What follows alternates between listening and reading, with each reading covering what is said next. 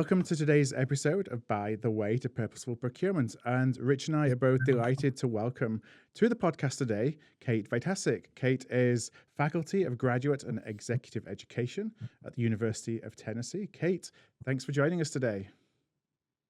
Thanks. I'm on the road in a random conference center, so thanks for bearing with me on this ugly background. Not at all. Your audio sounds great. And thanks for joining us, Kate. Really what matters. Many people are familiar with the Vested series of books and all the supporting materials that you founded, have authored and co-authored over really the past, 10 plus years now? I think it was 2009. Did you start something like that? With the first book? First book was February 2010. So can you believe it? Going on 15 years, 8 books and 15 years. Could you share a little bit for folks who aren't familiar with your body of work, what your focus of research has been over that, 10, 15 years time? Yeah, so I have the coolest job on the planet, I like to say, at the University of Tennessee. My specialty is in buyer-supplier strategic partner relationships. So think about outsourcing, a very strategic, integrated, or a type of a supplier deal. And so I look at how to make these deals work. As a supply chain faculty member, we want to not just buy goods and services. We want to help people have amazing deals and relationships. And that's my focus, is how do you make these deals work? No one ever goes into a procurement exercise thinking, I want to get the supplier who's not going to perform well. No, and there's a lot of assumptions that are made at the beginning of an engagement. I've had experience on both sides of that table in the outsourcing space, and so many deals after a year or 2 years, they all start great and everyone's best friends and everyone's getting lots of value out of the deals. And then all of a sudden, like clockwork, a couple of years in, all of a sudden things start turning if you're not careful. And so it's definitely it's a big problem for both providers and for buyers and sellers in maintaining those relationships and getting the most value out of them on both sides. Yeah, and I've been on the buy side as well. I think my background before being in academia. I worked for Microsoft, and then I worked for Microsoft's largest supplier, and I've also worked for Accenture. So I've been on all 3 sides of these big deals. And part of it isn't the lack of intent, but it's the lack of understanding how. How do we craft these true win-win relationships? And it gets into the actual architecting and the contracting, because we say strategic supplier on this hand, and then we write a contract that is not. Typically it's transactional. So there's a disconnect between what we want in our brains and what we've put in our pens on our contract, and then what our bodies deliver. And that's why over time you start to see this misalignment. And we don't go back and change that misalignment and get to those root causes. So in our work, what we want to do is help people understand how to get to that alignment. It's not just buying and selling. It's an alignment of interests around the same common goals and objectives. And that includes getting the scope, the metrics, the money, the architecture of those deals right from the start. Kate, as I know you're aware, we're focusing in this project on some problems and dysfunction, I would argue, on the buyer side, specifically with the ways that corporate procurement departments and the people within them are incentivized. Your work is a little more broad and focuses on buyer-seller relationships broadly. I wonder if you could explain to our audience, to the best of your ability, what is the nature, if there is a buyer-seller problem in 2025, what do you see that problem as? And if I could ask a 2-part question, how did it evolve? How did we get to the place where that problem has manifested in the world today? Yeah, so I think at the heart of it, it is a systems problem. We are buying and selling, and the goals of the buyers and sellers are not aligned. So think about a common metric for our procurement teams, purchase price variance. I as procurement am challenged to go in and typically drive down cost, right? The easiest path for me is to commoditize, to compare a supplier apples to apples. I've been taught, for example, since 1983, the Peter Kraljic matrix. We have a little 2x2, and I'm taught that leveraging is a good strategy. If I can leverage my power, we're taught to use our power. And so the bigger we are, the more we perfect the art of buying. Well, now as a supplier, you sit aside across the table from that, and they're trying to perfect the art of selling. And especially if the company has a commission for the salesperson, that person is getting rewarded for selling the most revenue. So you start to see this misalignment of interest. And those misalignments, those perverse incentives trickle all the way down into the deep clauses we have into our contracts. Think about, for example, if I've got power as a buyer, I want flexibility. Well, the ultimate flexibility is a termination for convenience. 60 days, I want to change my mind. Well, if I'm a supplier and you want me to be innovative and bring cool ideas or make investment in technology, why would I make an investment if I really only have a 60-day contract? Because a termination for convenience, I don't care if you have a 5-year contract, you really only have 60 days on paper. And so we don't realize that our contracts are actually creating perverse incentives. And those only worsen over time. And you start to see this misalignment. And unfortunately, buyers tend to look at it and think the supplier's disappointing them. It's always the other guy's problem, right? It's never my problem. And so then what we do is we go back and we buy again. We switch the supplier rather than get to the root causes. And so, the work that I look at and research at the University of Tennessee isn't, how to be a better buyer or how to be a better supplier, but how do we create a different system, a different operating model based on aligned interest? And that's where we get the term vested from, right? So vested, I have a vested interest in your success. You have a vested interest in my success. It's truly a win-win relationship with aligned interest. And it is a different model. It's a different set of rules. If I'm buying and selling, you got a different set of rules than if you're creating a strategic relationship with aligned interest. Now, do those, because you led some research and wrote a book about sourcing business models and about different kind of situations where a vested relationship may be something to aspire to for in one scenario, but not necessarily in all scenarios. So is there kind of a continuum of where power dynamics may still exist and be the right approach, through to the other end of the spectrum where you're really looking for what is that win-win contractual model that is focused on outcomes as opposed to, what the inputs are? Yeah, absolutely fantastic question. And we have a whole book on this. It's called Strategic Sourcing in the New Economy. And it challenges the traditional buy-sell transactional model. So you look at contracts today, the vast majority are transactional. I give you $1, you give me a unit of service, right? Per hour, per shipment, per mile, per widget, right? I pay you for a transaction. I like to think of that as putting the supplier on the transaction treadmill. If your supplier was a rat, you put them on a treadmill, they're going to go and go and go. And every time they do something, they get a little piece of cheese.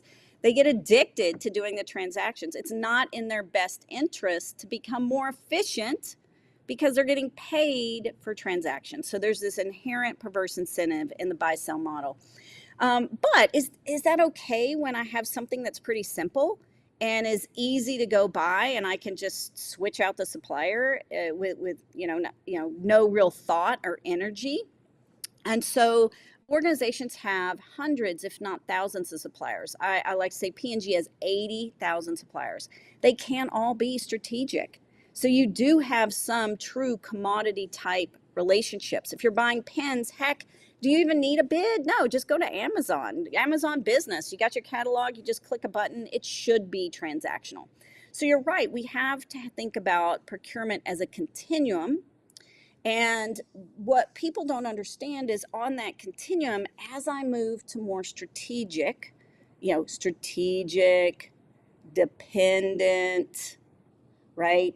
I need innovation, there's more risk. So as we dial up around those key kind of dependency, risk, innovation types of things that we need to change the underlying nature of how we work. So the relationship becomes more important. So in a vested relationship, we're moving away from that transactional way of working to either an output way of working, right? A performance-based, output-based model, or an outcome-based model. So we're shifting the economic model. And when we shift that economic model, we also have to shift the relationship model. So the relationship becomes more important as well, right? And so you're changing the underlying architecture of how you're working all the way down to the contract clauses. And that's where people get it wrong, right? So they get their brain and their brain says, oh, you're strategic, you're interdependent, I need this 5-year strategic outsourcing deal, you're going to drive all this innovation. So the business people intuitively get it right, but then it goes through the procurement cycle, and then it goes through the contracting cycle, and we said one thing and we got something else.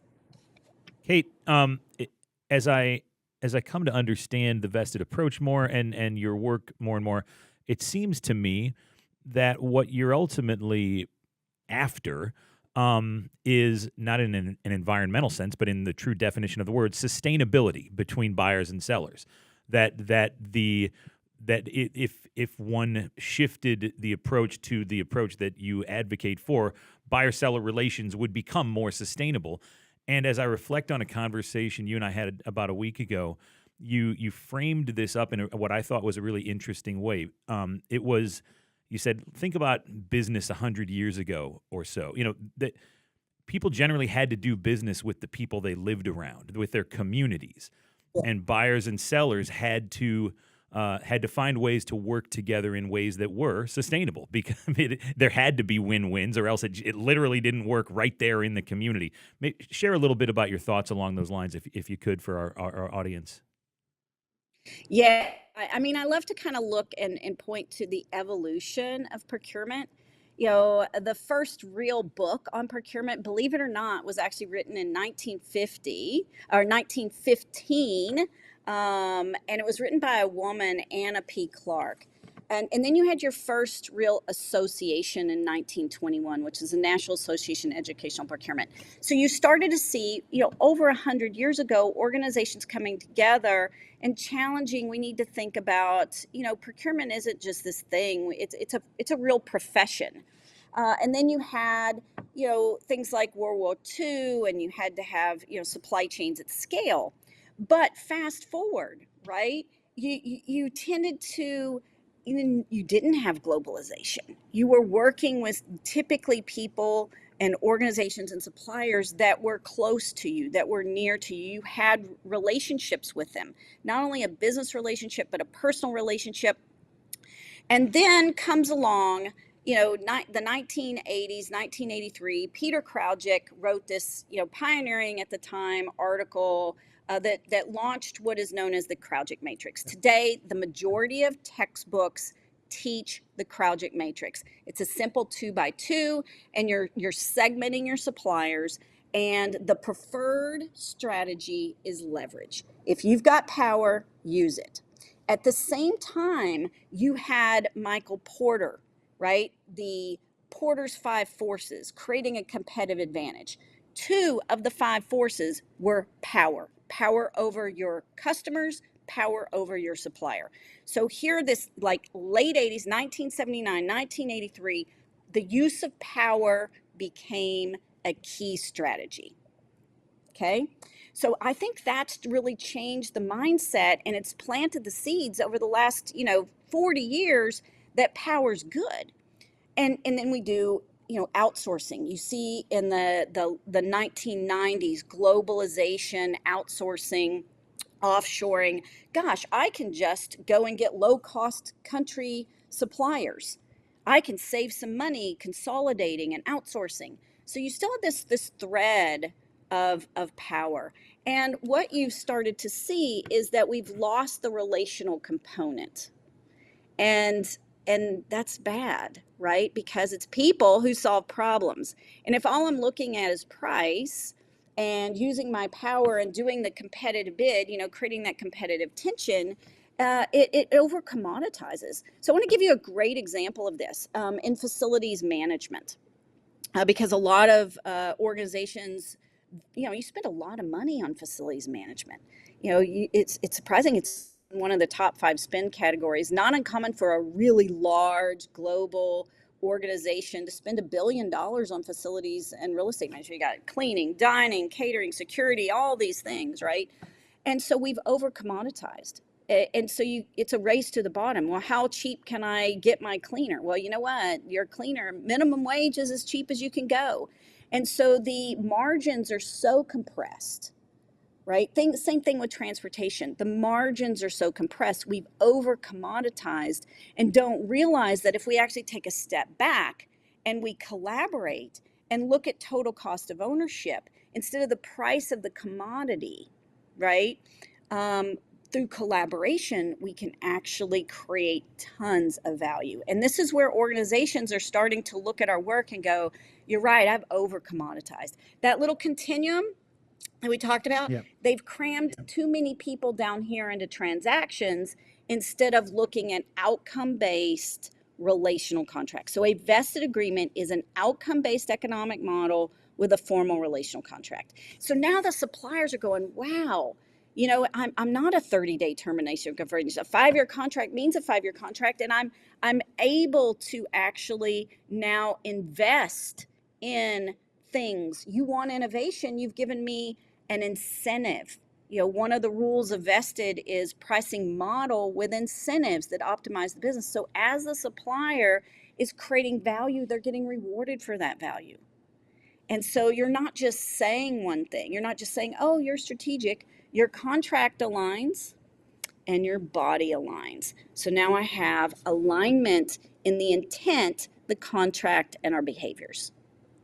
So I want to come back to incentives in a moment, but I just had a follow-up question around, because it's an interesting conversation about globalization and globalization driving the usage of power dynamics as you open up, in theory, a whole bigger global market where it's all about cost. What's the cheapest I can get something? Where can I get it from? Which drives kind of the 3 bids and a buy, and then the power dynamics and everything that comes with it. We're in this era now where, due to a number of different risks, including geopolitical risk, we're talking about deglobalization, so bringing supply chains and bringing suppliers closer back to us. In a lot of cases, we're having to rebuild supply chains and capabilities to supply closer to home, because with outshoring came the outshoring of the capability to provide those products and services. So do you see that we need to be more focused on the relational side to help rebuild those supply chains with partners closer to home because of deglobalization, and like the pendulum's kind of swinging in the other way, or the pendulum may be swinging, but our tactics are not yet catching up? Yeah, and I think you have to separate that. So where you source is a different question to how you source. And I would argue, yeah, and as we shift back to nearshoring or, changing our suppliers base, this gives us a perfect opportunity to also ask the question and challenge how we're sourcing and moving away from commoditization to building real strategic partnerships based on collaboration that can create value. I like to say you have 3 choices. You can extract value, you can exchange value, or you can create value. And the 80s were 80s, 90s, 2000s, extract value. And with COVID, suppliers are like, well, you know what? You're not that strategic of a customer. The ones who were treating them well got preference, right? So if you were out of stock, well, sorry, someone's either going to pay more, and I'm going to treat you as a commodity, customer. And so I think COVID's actually helped people realize that the commoditization of what they were doing, they didn't, if your supplier's a commodity, you're a commodity. And so you weren't getting what you needed in, and I like to use your words, a sustainable supply chain. So that thought of having a sustainable supply chain, bringing the relationship back, I think is something that's a trend that I hope continues, because it's gotten too far out of whack. And it's not out of whack. I don't care where you source. It's the how you source, to me, that's gotten out of whack, right? You could Now, take and do this. You can take and do this with your outsource provider in India. It doesn't matter, right? How you outsource needs to be changed. And it's not just outsourcing. I like to think about outsourcing because those are some of the harder deals to get right? Very hard. So if you can crack the code and learn how to procure on these more strategic deals, you can take those learnings and apply them to all kinds of things that you buy and sell. so on that journey, when it comes back to incentives, I want to just ask a question about procurement incentives. Oftentimes procurement is incented on cost savings, and that's been part of the professionalization of procurement that we talked about kind of over the last couple of decades. Not all organizations are solely on cost savings, but a number of organizations are solely on cost savings, and that applies whether you're buying something that's highly transactional, that we talked about, the one end of the continuum, to if you're buying something that's very strategic. Those that have been successful looking at how to buy the more strategic products and services, have they changed the incentives that procurement operates under to facilitate that kind of different approach? Yes, so you definitely do. You need to move away from price. So I think of it as like you can look at price and then everything's a commodity. You can move to best value. So you're putting in things like quality and different things. So that's a step in the right direction. And you started to see the concepts of best value, arise over the last 20 years or so. So that is a step in the right direction. Still today, I would argue we may pick a supplier on best value, but we're often incentivized or measured as procurement on price. Yeah, glad it was value, but I got measured on my cost savings. So you're kind of out of whack.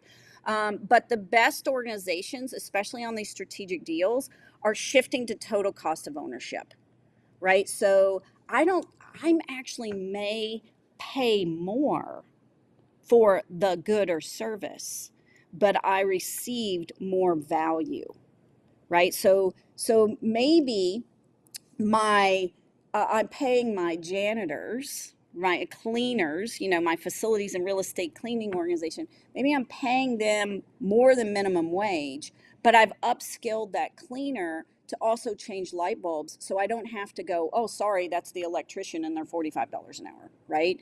And so we have to start looking at total cost of ownership and value that we're getting. And that's where vested comes in, because it's not about value extraction. It's not about value exchange. It's about value creation and the solutions that we have. And so even with that, the procurement process, we move away from a request for proposal. I'm telling you, what I need, you're going to come back with your proposal, to more of a request for partner. Having a dialogue with your supplier that, maybe just maybe the suppliers are pretty smart in this area because that's all they do. So you, dear supplier, come give us the solution. I'm going to give you my problem. You propose the solution, and we collaborate on the solution given my constraints to create the most value that we can given my budget. Totally different way of thinking about a bid. Kate, following up on this incentives thread, totally agreed that price tends to be the focus and not a more all-encompassing definition of value. Also, though, I would like to get your thoughts on this. I frequently find myself thinking that the ways that procurement tends to be incentivized also promotes short-term thinking as opposed to longer-term, sustainable business kind of thinking. What's your reaction to that? I 100% agree. We have to get out of short-termism. And it's not a procurement problem, it's a business problem, right? Especially with publicly traded businesses. So if I've got, earnings issues and I've got to come and somehow magically figure out how to bolster up my balance sheet, you're going to come and use the short-term tactics, which also come to procurement, to go slash and burn. And it's just, we're not getting the investments that we need. We're kicking the can down the road rather than solving true problems, making the investments, as you use the word, creating a sustainable supply chain. Well, and when the definition of savings is quite literally only limited to the next 12 months, and anything that happens on day 366 in month 13 literally doesn't count. It's not a part of the departmental scoreboard. It's hard for Pat the purchaser or Bob the buyer to take a long-term approach when their paycheck comes down to what can I drive in this next 12 months. Anything beyond that doesn't matter. All too often I see my clients making bad trades where they're getting a little something in the short term and giving away something of great value over the next 5 to 10 years.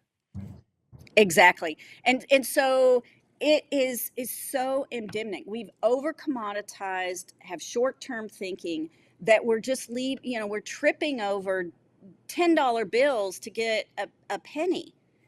And there's so much value to be created when we think about what value could we create? How do we architect a deal to maximize our value and optimize our supply chains?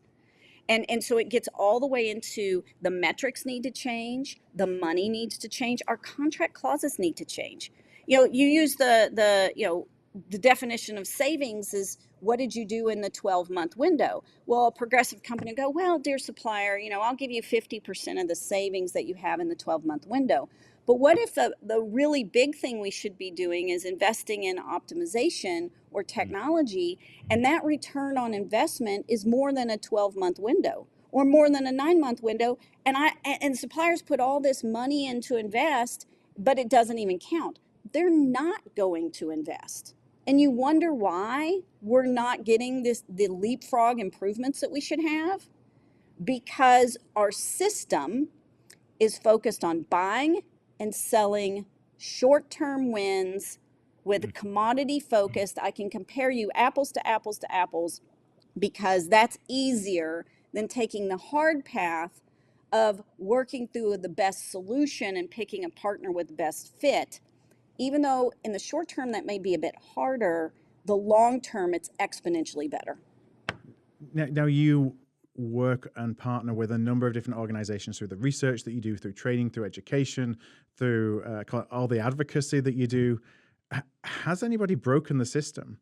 Have you come across organizations where they've looked at that? Because this isn't necessarily, as you said, it's not a procurement, it's a procurement issue, but it's also, we've got to convince others in the business the way they see the value that procurement generates, for them to change kind of how they look and say, you know what, it's worth me investing in procurement as a function because this is the ROI, and that ROI isn't necessarily directly linked to savings.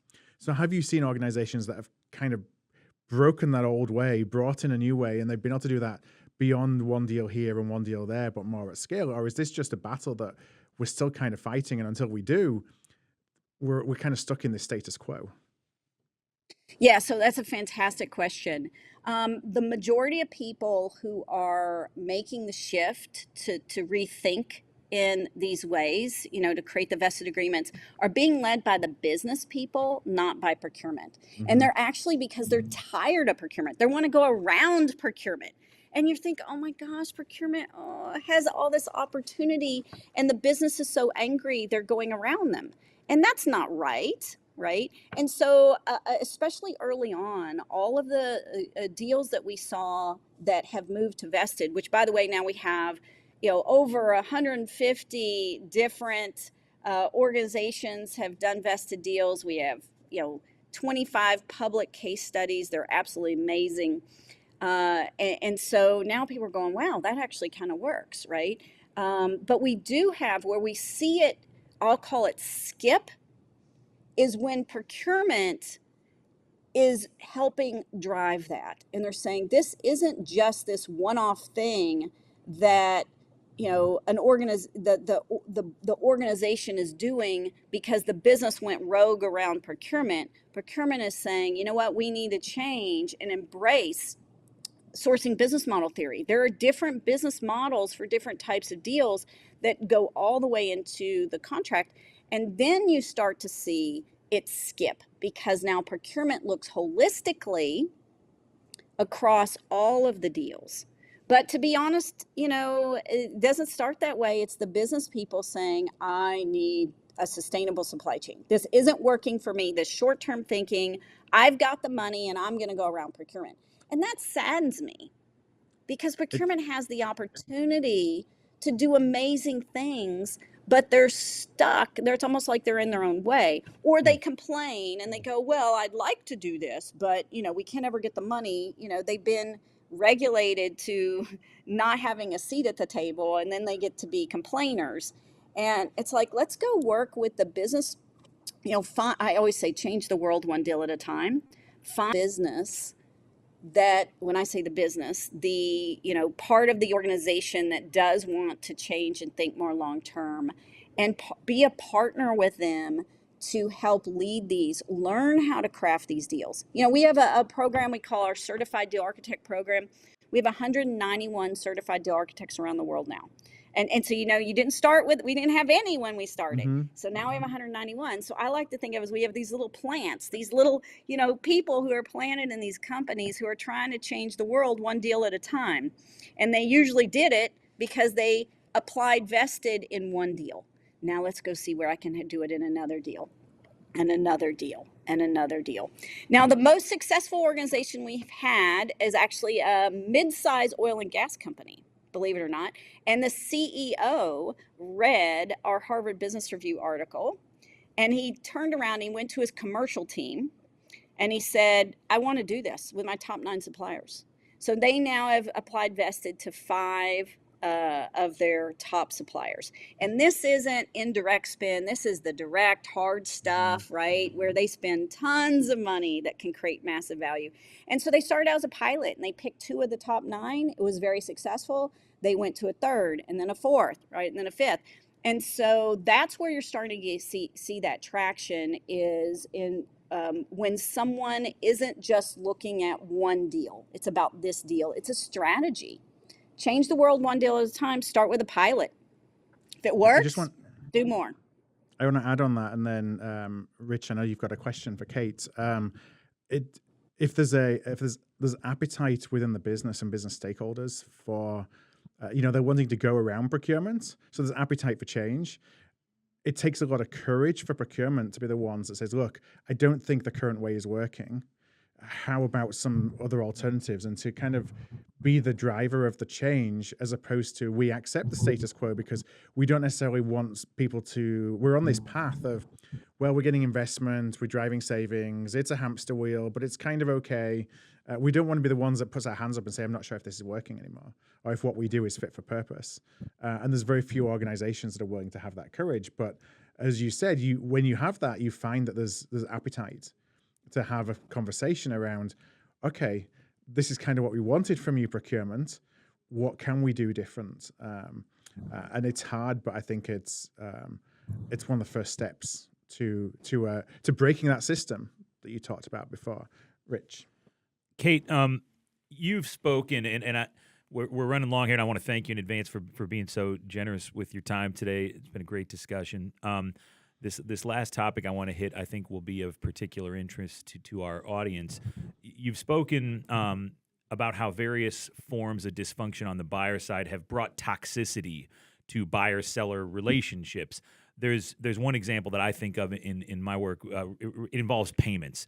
I think it probably sounded good 20, 30 years ago whenever the push for extending payment terms out more and more from 30 to 60 to 90 to 180 days, that sounded like it made good business sense for a buyer. And yet there have been unintended consequences of that move where, for example, at all times now, if you've got 120-day payment terms instead of 30, there are 4 times as many invoices floating around in the ether. And you've got suppliers spending their valuable time and resources chasing a customer down for payment. You've got customers responding. You've got wasted time and effort. But you've also got an impact to the relationship. I've seen huge companies that should absolutely be in control of a market, where the sellers should be lining up to do business with this company. And yet the sellers are there going, I don't even know if I want this account. Those guys don't even pay. I got to spend half my time chasing them down for payment. That's one example I can think of where buyer side dysfunction has brought toxicity to buyer-seller relationships. Are there others? Like, what are some of the easiest and most obvious areas that buyers can perhaps promote more vested relationships? Yeah, I have a joke around what you just talked about. We call it the PETA price factor. It's the pain in the ass factor. And so, yeah, you can do whatever you want. I'll take those 120-day payment terms, but do you realize I have cost of capital? And I'm not going to be transparent and tell you how I'm putting that back in the price. So if your cost of capital is cheaper than my cost of capital, why on earth would you push the payment terms? You just raised your price. So the buyers are burying their head in the sand, not understanding the perverse incentive that actually happened, right? And this is where invested, we look at total cost of ownership. What is the working capital? How much would that cost? Wow, golly gee, is actually way cheaper for the buyer to have a 30-day payment term. So there's all kinds of these, perverse incentives that are in there. One of the common ones, I call it the outsourcing paradox. We outsource to the expert, and then we write really big, detailed statement of works to tell them how to do it. And we want them to think outside. We've hired them because they're the expert. They should be telling us how, and we wrote the statement of work on the status quo of how it's always been done. Insanity. I could do a whole episode on that. I mean, it's the fact that they're basically pricing what we've asked them to do, not what they believe is the best way to approach the challenge or the problem that we've got.